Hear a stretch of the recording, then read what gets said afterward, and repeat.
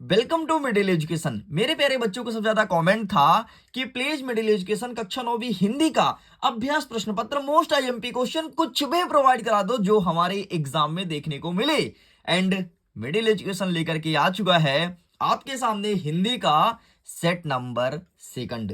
तुमको पता है आपका जो एमपी बोर्ड है ना, सबसे पहले तो ओपन स्कूल बोर्ड द्वारा पेपर बनाया जा रहा है और 6 सेटों में पेपर बनेगा भाई। Set number A B C D E F 6 सेटों में आएगा। तुम्हारी किस्मत कैसी है, तुम्हारे स्कूल में कौन सा सेट देखने को मिल रहा है, ये तुम्हारे लक के ऊपर डिपेंड करता है। लेकिन अगर अपने लक को सुधारना है तो मिडिल एजुकेशन के मात्र 3 वीडियोस को तुमने फॉलो कर लिया, डेफिनेटली अपने स्कूल में टॉप कर लिए। देखो यार, मिडिल एजुकेशन तुमको 3 सेटों में प्रोवाइड कराएगा। मेरे कहने का मतलब ये है कि अभी तक मेरे पास 3 सेट का अभ्यास प्रश्न आ चुका है, सेट A B C। ठीक है, डी के मैं तलाश में हूं। जैसे ही डी मेरे पास बन के आता है मैं तुरंत वो भी प्रोवाइड करा दूंगा। तो already set number A upload है, अगर आपने नहीं देखा तो प्लीज जाइए जाकर के देखिए। ये आपका सेट नंबर सेकंड होने वाला है। देख लो, हिंदी के प्रश्न पत्र का इंटरफेस कुछ इस प्रकार से रहेगा एंड यहां पर वेरियस प्रकार के इंस्ट्रक्शन मौजूद हैं। लेकिन उसके बाद एक बड़ा वाला इंस्ट्रक्शन जिसे ध्यान से पढ़ना, this is middle education provided mock set to help students experience the exam pattern beforehand. मतलब अगर घर बैठे आप एग्जाम पैटर्न को समझना चाहते हो, इसका फायदा उठाना चाहते हो, तो मिडिल एजुकेशन के 3 वीडियो को जरूर देखिएगा। तो देखो, set number A already upload है, ये होगा हमारा सेट नंबर B। तो चलो भाई, फटाफट हम अपने क्वेश्चन पेपर का पेज ओपन करते हैं, श्री गणेशाय नमो नमः करते हैं और सारे क्वेश्चन को बेहतरीन तरीके से अटेंड करते हैं। तो यहां से स्टार्ट होगा हमारा प्रश्न क्रमांक 1। ठीक है, तो केवल और केवल फोकस आपका कहां होना चाहिए, स्क्रीन पे होना चाहिए। उसके लिए मैं थोड़ी जूम करता हूं ताकि तुम्हारा माइंड डाइवर्ट ना हो एंड तुम्हारा नजर प्रॉपर स्क्रीन पर रहे। That's it. तो चलिए, तो फटाफट आप सब रेडी हो गए तो अपने दोस्तों तक भेज दो, उनको बुला लो कि आपको 3 सेटों में प्रिपेयर करना है अगर बोर्ड एग्जाम में टॉप करना है तो। एंड अगर इन 3 सेट को तुमने अच्छे से कर लिया तो डेफिनेटली बहुत अच्छे नंबर आने वाले हैं। बहुत अच्छे मतलब समझ रहे हो, तो और 75 में से 65 नंबर, 60 नंबर, इतना देखने को मिलेगा। ठीक, हमारा प्रश्न क्रमांक 1 कह रहा है कि निम्नलिखित प्रश्नों में से सही विकल्प का चयन करना है। हिंदी साहित्य का स्वर्ण युग किसे कहा जाता है? स्वर्ण युग भाई साहब भक्ति काल को कहा जाता है। ठीक है, ये हिंदी साहित्य का स्वर्ण युग है, मतलब इसमें जो रचनाएं हुई हैं बहुत अच्छी अच्छी और भक्ति को लेकर के रचनाएं की गई है। नेक्स्ट कहता है सुमित्रानंदन पंत का जन्म किस गांव में हुआ है? क्या गजब का क्वेश्चन पूछा है। तो इसका सही आंसर होगा ऑप्शन नंबर A, कोसानी गांव में। ठीक है, यहां पर ऑप्शन देख लो, ऑप्शन बहुत कंफ्यूजन करने वाला है, लेकिन सही आंसर इसका कोसानी गांव ही टिक करके आइएगा। नेक्स्ट कहता है विभावानुभाव व्यभिचारी संयोगद्रह रस निष्पत्ति कथन है। मतलब ये जो कथन दिया है, ठीक है, विभावानुभाव व्यभिचारी, ये किसने दिया है? दांडी ने, वामन ने, भरत मुनि या भामह ने? तो ये भरत मुनि का कॉन्सेप्ट है, मतलब यहां पर आपको सही उत्तर भरत मुनि लगाना है। इसके अलावा इसका पीडीएफ भी डाउनलोड कर सकते हो, उसका लिंक डिस्क्रिप्शन बॉक्स में मिल जाएगा। जरा रुकिएगा, मैं आपको बताऊंगा कि पीडीएफ को डाउनलोड कैसे करना है। आसानी से पीडीएफ को डाउनलोड करना विथ सॉल्यूशन भाई, एकदम आपको हैंड टाइपिंग सोल्यूशन मिलेगा, टाइपिंग जिसमें कोई मिस्टेक नहीं रहेगा। बढ़िया, वो डाउनलोड कर सकते हो। लेकिन जरा थोड़ी हम कुछ आगे पढ़ा देते हैं फिर। नेक्स्ट कहता है तिब्बत में हिंदुस्तान का व्यापार होता है, कहां होता है? चीन के रास्ते, आगरा के रास्ते या कोंकण के रास्ते या नेपाल के रास्ते? तो इसका सही आंसर लगाओगे, अगर तिब्बत में व्यापार करना है तो आपको नेपाल के रास्ते जाना पड़ेगा, तो ये आपका सही उत्तर हो जाएगा। नेक्स्ट हमारा कह रहा है प्रश्न क्रमांक 5, प्रबल शब्द में उपसर्ग और मूल शब्द है। जो प्रबल शब्द है उसमें उपसर्ग और मूल शब्द क्या है? तो यहां पर आपको लगाना है प्राधन बल, अर्थात ऑप्शन नंबर सेकंड आपका सही उत्तर हो जाएगा। आगे बढ़ते हैं। शंकर शारीरिक रूप से विकृति होने के कारण, ठीक है, होने कारण क्या? ठीक से गा नहीं सकता था, ठीक से सो नहीं सकता था। ठीक है, आगे मैं दिखाता हूं। आगे लिखा है ठीक से रो नहीं सकता था और ठीक से चल नहीं सकता था। तो भाई साहब वो क्या है? शंकर शारीरिक रूप से विकृत है, मतलब उसके शरीर ही विकलांग है, तो डेफिनेटली वो ठीक से चल नहीं पाएगा। ठीक है, क्योंकि शारीरिक रूप से विकलांग है। और ये आपके एक क्वेश्चन जो टफेस्ट वाला होता है ना, जो कि आपके किताब से बाहर से आता है, वो 6वां वाला प्रश्न है। ऐसे नए पैटर्न के जितने क्वेश्चन हैं वो भी मैं अवगत कराते आऊंगा, ताकि तुम्हें पता होना चाहिए। आगे बढ़ते हैं। नेक्स्ट हमारा कह रहा है प्रश्न क्रमांक 2, निम्नलिखित रिक्त स्थानों में से सही शब्द का चयन करना है और रिक्त स्थान को भरना है। रिक्त स्थान इस प्रकार से आएगा, एक प्रश्न उसके 3 ऑप्शन देगा। देखो यार, बहुत इजी कर दिया, ऑप्शन दे दिया ना, मतलब अब टिक करना आसान होगा। तो आओ हम टिक करके देखते हैं। एक भारतीय आत्मा को डैश डैश डैश कहा जाता है या भारतीय आत्मा किसे कहते हैं? आप सबको पता है माखनलाल चतुर्वेदी जी को भारतीय आत्मा कहते हैं। अच्छा ये बताओ माखनलाल चतुर्वेदी की रचनाएं किस प्रकार से होती थी, कि मतलब किस प्रकार से वो रचनाएं करते थे? जैसे देशभक्ति करते थे या श्रृंगार रस का मतलब प्रेम प्रेमक वर्णन करते थे, किस प्रकार से उनकी रचना थी? कमेंट सेक्शन में लिखिएगा जरूर। जो बच्चा सही आंसर करेगा मैं उसको हार्ट दूंगा ताकि आपको पता लग सके कि इन बच्चों का आंसर सही है। नेक्स्ट कह रहा है दूसरा नंबर, डैश डैश डैश रौद्र रस का स्थायी भाव है। तो भाई यहाँ पर क्रोध दिया है, रति दिया है, शोक दिया है। तो रौद्र रौद्र तो होगा क्रोध का, ठीक है। इसके अलावा रति किसका है? तो श्रृंगार का रति है और करुण का शोक है, ये भी ध्यान रखना। नेक्स्ट, अनुभूति के पक्ष का संबंध कविता के डैश डैश डैश स्वरूप से होता है। ये कठिन वाला प्रश्न है, एक प्रश्न आता है ना बाहर से, वो ये वाला प्रश्न है, तीसरा नंबर। तो इसका सही आंसर आपको लिखना है आंतरिक। मतलब जब तुम कोई कविता पढ़ते हो तो उसकी अनुभूति कैसे करते हो? भाई अंदर अनुभूति होती है, बाहर थोड़ी ना कविता पढ़ के तुम नाचने लगे, नहीं। अगर कविता पढ़ के तुम खुश होते हो तो आंतरिक तुम्हें खुशी होती है, बाहर नहीं तुम नाच रहे हो रोड में जाकर के, अरे भैया मैंने आज एक कविता पढ़ ली, ऐसा नहीं होता। नेक्स्ट कहता है संस्कृति अस्मिता से आशय है हमारी डैश डैश पहचान। क्या? हमारी ऐतिहासिक पहचान, राजनीतिक या सांस्कृतिक? भाई सांस्कृतिक अस्मिता है, हमारी पहचान भी सांस्कृतिक होगी, मतलब कल्चरल होगी। नेक्स्ट आगे बढ़ते हैं। अन्य भाषाओं के संपर्क में आने के कारण हिंदी में आने वाला शब्द क्या कहलाता है? अन्य भाषा, ठीक है। तो यहां पर क्या कहलाएगा आपका? देशज, विदेशी या तकनीक। तो इसका सही आंसर आप लिखोगे विदेशी, क्योंकि अन्य भाषा है ना, और हिंदी में आ गया मतलब विदेशी शब्द है। आगे बढ़ते हैं। नेक्स्ट, लेखिका मृदुला गर्ग अपने नानी के मन में डैश डैश की आजादी के प्रति जुनून था। तो देश के आजादी के प्रति जुनून था। ये प्रश्न 2022 में आया है, 23 में आया है, 24 में आया है, तो 25 में क्यों नहीं आएगा? और एमपी बोर्ड ने कसम खा के बैठा है कि भाई हर साल देंगे, मतलब समझ रहे हो, हर साल मतलब 200% ये क्वेश्चन आने वाला है। 200% बोल रहा हूं। वैसे तो अगर इसको तुमने पढ़ लिया तो बहुत अच्छे नंबर से टॉप करने वाले हो। आओ फटाफट सही जोड़ी मिलाते हैं। सही जोड़ी में पहला कह रहा है बच्चे काम पर जा रहे हैं। तो इसका सही हो जाएगा आपका राजेश जोशी। 3 वर्णों का समूह, इसे गण कहते हैं।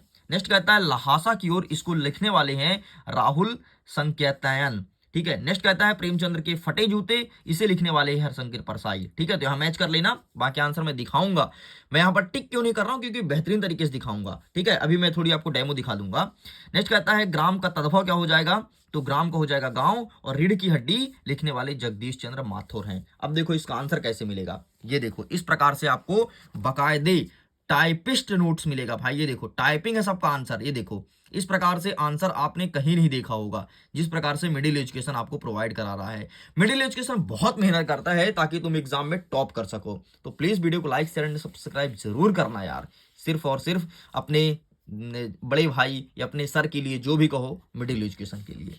हमारा चौथा नंबर कहता है निम्नलिखित प्रश्नों के उत्तर एक वाक्य में देना है, ठीक है। ज्ञान की तुलना किससे की गई है? भाई साहब ज्ञान की तुलना किससे है? तो ज्ञान की तुलना प्रकाश से है। जिस प्रकार से प्रकाश फैलते आता है, कहीं भी घुस जाता है प्रकाश, ठीक वैसे ज्ञान आप कहीं भी घुसेड़ दो, लेकिन कहीं गलत जगह मत घुसेड़ना बस।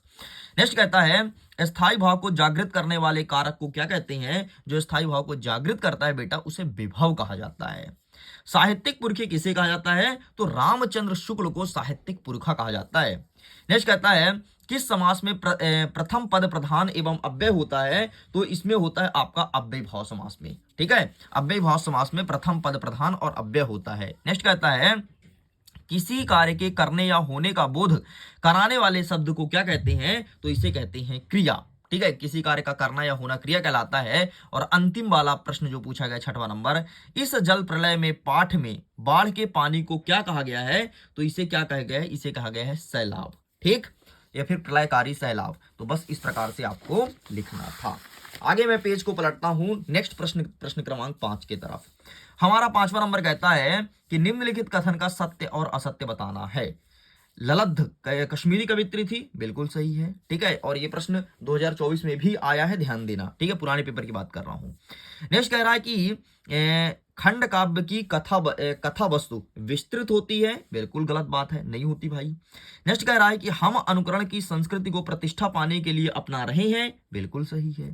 नेक्स्ट कहता है 2 शब्दों के मेल को संधि कहते हैं, बिल्कुल सही है। नेक्स्ट कहता है विभीषका से तात्पर्य भयंकरता से है, बिल्कुल सही है।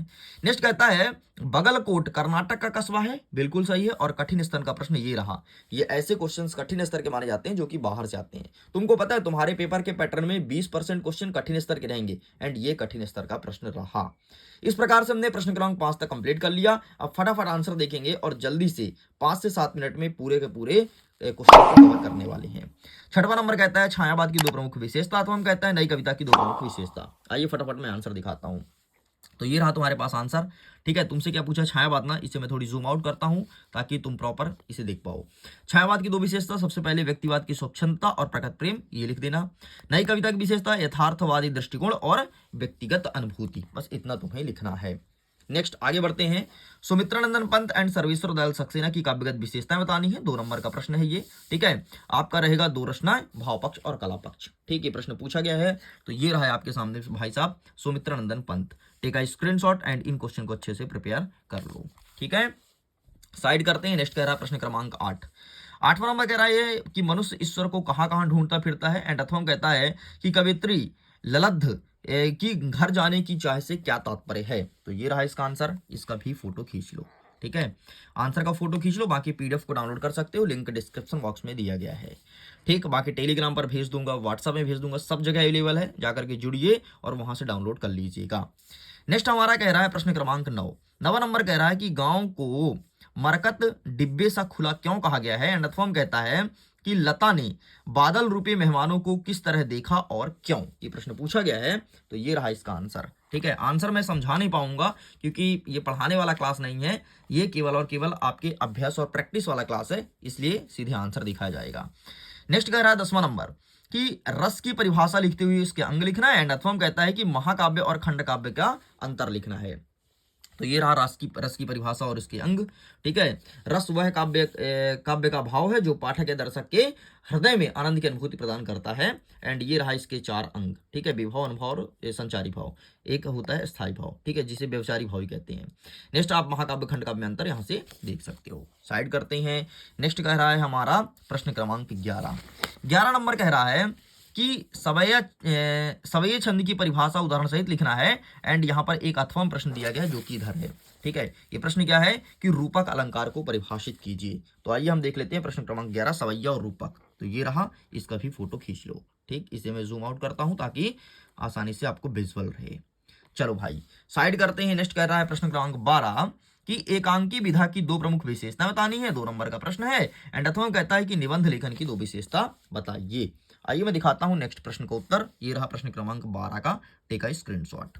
आगे बढ़ते हैं। नेक्स्ट हमारा प्रश्न क्रमांक 13 कह रहा है कि प्रेमचंद्र और महादेवी वर्मा दोनों को अच्छे से पढ़ लेना, ठीक है। निम्न बिंदु के आधार पर आपको बताना है 2 रचना और बताना है आपको साहित्य में स्थान, ठीक है। दोनों को अच्छे से पढ़ लेना। तो चलिए इसका आंसर देख लेते हैं प्रेमचंद्र और महादेवी वर्मा का, ठीक है। ये रहा, आप इसका भी बाकायदे फोटो क्लिक कर लो। चलो साइड करते हैं। नेक्स्ट हमारा कह रहा प्रश्न क्रमांक 14 2 बैल की कथा में बैलों के माध्यम से कौन सी नीति विषय मूल्य उभर कर आई है, लिखिए। एंड अथवा कहता है आज की उपभोक्तावादी संस्कृति हमारे दैनिक जीवन को किस प्रकार से प्रभावित कर रही है। तो ये रहा, प्लीज आप इसका भी फोटो खींच लो। आगे बढ़ते हैं। नेक्स्ट कह रहा है हमारा प्रश्न क्रमांक 15 कि उस घटना के बारे में लिखिए जिसने सलीम अली को जीवन की दशा को बदल दी। क्योंकि सलीम अली क्या थे, एक बार वो शिकार करने गए थे, ठीक है, और शिकार कर रहे तो गौरैया की मौत हो गई थी गलती से, जबकि गौरैया को मार नहीं रहे थे। तो गौरैया बहुत लड़खड़ाने लगी तो उनको हृदय बहुत परिवर्तन हुआ कि यार मैंने क्यों मार दिया, बहुत अफसोस हुआ, और उसको हॉस्पिटल ले गए और उन्हीं से उनका दिल बदला और पक्षियों के लिए वो काम करने लगे। बहुत बड़ी बात है, ठीक है। अथवा कहता है महादेवी वर्मा उर्दू फारसी ना सीख पाने का कारण क्या था। तो ये रहा आपके सामने, ठीक है। आंसर पूरा का पूरा फोटो खींच लो। आगे बढ़ते हैं। नेक्स्ट कह रहा है प्रश्न क्रमांक 16 नंबर कह रहा है कि निपात शब्द की परिभाषा उदाहरण सहित लिखना है, एंड अथवा कहता है कि समास की परिभाषा एवं प्रकार को बताइए। ये रहा आपके सामने निपात शब्द और ये रहा समास। तो take a screenshot, please student इसका स्क्रीनशॉट ले लो, अच्छे से प्रिपेयर कर लेना। आगे बढ़ते हैं। 17 नंबर कह रहा है कि शिक्षा बच्चों का जन्म सिद्ध अधिकार है, तो इस दिशा में लेखिका मृदुला गर्ग के विचार को लिखिए। ये प्रश्न आपके न तो परीक्षा बोध में मिलेगा ना तो अध्ययन में मिलेगा, ये नए पैटर्न के क्वेश्चन है, ठीक है, और यही सीबीएसई में ऐसे क्वेश्चन आते हैं। तो ये कठिन स्तर का प्रश्न मिला है हमें, उसे भी कवर करेंगे। अथवा हम कहता है कि रीढ़ की हड्डी एकांकी का उद्देश्य बताना है। तो ये रहा आपके सामने 17 का उत्तर। ठीक है, बाकायदे आपको प्रिंटेड आंसर मिल रहा भाई, ऐसा किसी भी यूट्यूब चैनल में प्रोवाइड नहीं कराया जाता है। इसलिए प्लीज मिडिल एजुकेशन को सब्सक्राइब करिएगा, मित्रों के साथ साझा कीजिएगा और अपने यूट्यूब चैनल को सपोर्ट जरूर कीजिएगा। आगे बढ़ते हैं। 18 नंबर कह रहा है कि काव्यांश का संदर्भ प्रसंग सहित भावार्थ लिखना है। प्रेमी ढूंढत मैं फिराओ। तुम उठा के पेपर देख लेना, वर्ष 2023 का देखना, 24 का देखना, ठीक है, और 25 में तो आएगा ही आएगा। एक तो ये प्रश्न बार बार रिपीट होता है, मतलब 100% आएगा। तो 3 नंबर का फिर से नकल हो गया समझो। ठीक है, अब 3 नंबर के क्वेश्चन स्टार्ट हो गए। और क्यों गाती वाला मिला है, तो आइए मैं इसका आंसर फटाफट दिखा देता हूँ। प्रेमी ढूंढत पहले वाला देख लो। ठीक है, ये रहा प्रेमी ढूंढत, तो इस प्रकार से आपको लिखना है। एंड अथवा में क्यों गाती वाला, अब पूरा मैं यहाँ पर प्रश्न नहीं लिखा हूँ, प्रश्न तो तुम जानते हो ना, उत्तर सीधे मैं छाप दिया हूँ। चलो, बहुत मेहनत लगती है भाई, बहुत मेहनत लगती है आंसर को पहले बनाना फिर टाइप करना, तुमको पता है ना कि मेहनत बहुत लगती है। तो प्लीज यार चैनल को लाइक और सब्सक्राइब जरूर करना। 19 नंबर कहता है निम्नलिखित गद्यांश के संदर्भ प्रसंग सहित व्याख्या कीजिए। तो ये आपका रहा। एंड अथवा क्या कहता है, गांधी जी वाला, तो ये रहा। ठीक, तो आइए हम दिखा देते हैं 19 का उत्तर। ये रहा। अब देखो मैं यहाँ पर पूरा संदर्भ नहीं लिखा हूँ, ठीक है, शॉर्ट में लिख दिया ताकि तुम समझ जाओ कि इसका उत्तर ये रहा, संदर्भ प्रसंग और अर्थ। और ये गांधी जी वाला ये रहा, संदर्भ प्रसंग और अर्थ। बस इतना इतना लिख करके चले आओ, तुम बहुत अच्छे नंबर तुम्हें मिलने वाले हैं। आगे कह रहा है हमारा 20वां नंबर। 20वां नंबर क्या है कि पानी के महत्व पर एक अनुच्छेद लिखना है। प्रश्न 3 नंबर का है। एंड अथवा कहता है कि वार्षिक परीक्षा की तैयारी के लिए पिताजी से संवाद लिखना है। तो ये रहा है आपके सामने। ठीक है, तो आप इसका भी फोटो खींच लो। ठीक है, चलो ये कंप्लीट होता है यहां तक। संवाद, संवाद मतलब सिंपल सा बातचीत यार, कि बातचीत कैसे करोगे। आगे बढ़ते हैं। हमारा 21 नंबर कहता है कि अपठित काव्यांश और गद्यांश को पढ़ना है, प्रश्न का उत्तर देना है। तो इनका भी आंसर मैं दिखाने वाला हूं। ठीक है, एंड अथवा में जो बोला है विद्या अमूल्य अनस्वर है, ये 2022, 23, 24 में पूछा गया है, 3 साल लगातार आया है एंड इस बार भी देखने को मिलेगा। तो ये 4 नंबर का फिर से तुम्हारा नकल हो गया समझो। ठीक है, तो ये कंप्लीट हो गया पूरा पूरा गद्यांश। तो इसका भी आंसर मैं दिखा देता हूँ, स्क्रीनशॉट ले जाओ फटाफट। बाकी स्क्रीनशॉट नहीं लेना तो पीडीएफ को डाउनलोड कर लो, लिंक डिस्क्रिप्शन बॉक्स में दिया गया है। ठीक है, ये रहा 21 नंबर, 21 का ऊपर वाला अनिकेत वाला, और ये रहा विद्या का महत्व, सबका उत्तर दिया गया है, बस इसका भी फोटो खींच लो। आगे बढ़ते हैं। हमारा 22वां नंबर कहता है कि अपने कक्षा शिक्षक को अर्ध दिवस की अवकाश हेतु आवेदन पत्र बताना है। एंड अथवा कहता है कि वार्षिक परीक्षा की परिणाम, एक सेकंड नहीं दिख रहा है, हाँ ये रहा, कि वार्षिक परीक्षा के परिणाम की जानकारी देते हुए मित्र को पत्र लिखना है। ठीक है, ये प्रश्न पूछा गया है। तो ये रहा भाई साहब, यहाँ पर देखो मैंने कुछ चीज और खाली स्थान छोड़ दिया, जैसे विद्यालय का नाम, यहाँ पर आप अपने स्कूल का नाम लिख लो, स्थान कहाँ से हो आप अपने स्कूल का अपना स्थान लिख सकते हो। ठीक है, बाकी सब सेम कर देना। इसके बाद यहाँ पर जब आपको नीचे आओगे तो यहाँ पर क्या दिया, आपका नाम, तो यहाँ पर विद्यार्थी अपना नाम लिखेगा, कक्षा लिखोगे किस कक्षा में, और रोल नंबर अपना तुम लिख लेना। ठीक, सेम ऐसे अथवा वाला दिया गया है, ये सब सेम कर देना। यहाँ पर अपने दोस्त का नाम लिखना, आगे आना तो यहाँ पर अपना नाम, पता और तारीख, इतना लिख लेना। ये तुम्हें स्वयं करना है, मैंने इसलिए लिखा कि क्या पता तुम कब इसका उपयोग करते हो। और आपका अंतिम प्रश्न कहता है 23वां नंबर, किसी एक पर निबंध लिखना है रूपरेखा सहित। ठीक है, तो यहाँ से देख लो, जो तुम्हें ठीक लगे उसका लिख लेना। तो इस प्रकार से स्टूडेंट सब कुछ कंप्लीट कर दिया हूं। मैं उम्मीद करता हूं ये वीडियो काफी पसंद आया होगा। वीडियो पसंद आया तो वीडियो को लाइक कीजिए, अपने दोस्तों के साथ शेयर जरूर कीजिएगा, और सारे क्वेश्चंस को बहुत अच्छे ढंग से पढ़ लेना, क्योंकि हमारा सेट नंबर बी था। जल्दी में daily education set number A भी अपलोड करेगा। Thanks for watching.